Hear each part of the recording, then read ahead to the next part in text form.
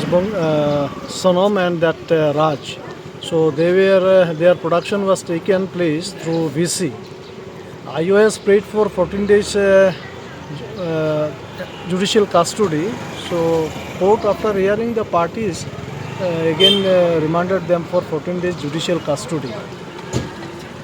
So the police don't want them in the. You see, in the forwarding report, there is a prayer for. There is not a prayer. There is a paragraph mentioned that IO may ask for police custody.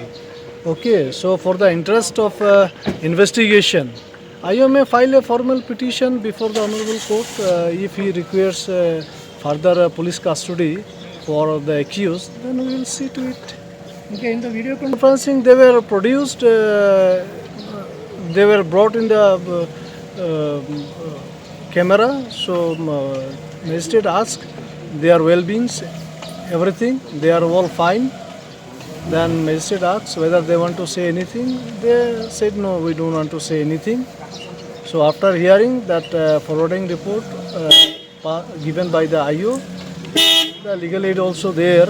So after hearing, they were remanded as usual as per the procedure for 14 days further judicial custody.